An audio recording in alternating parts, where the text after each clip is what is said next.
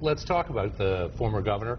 Billboards all over the state for Morgan & Morgan. He writes a blistering piece about suppressing the vote in the Washington Post, and you respond with a tweet and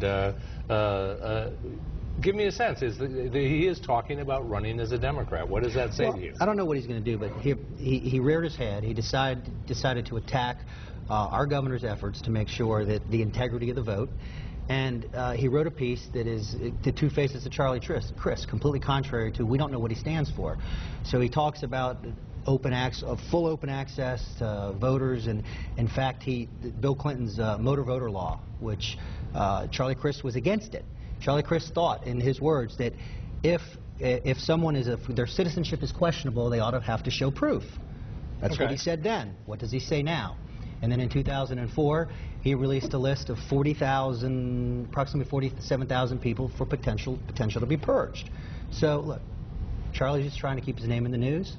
If he attacks the good things that we're doing, we're going to respond. I do need to correct myself. I don't know that Charlie has actually said that he may run for governor, but the Democrats are certainly pushing his name pretty hard. What does that say?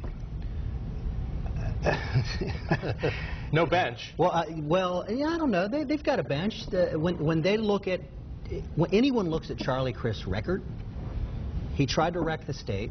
He tried to wreck the Republican Party. That's kind of strong. So, but I mean, just look at the history.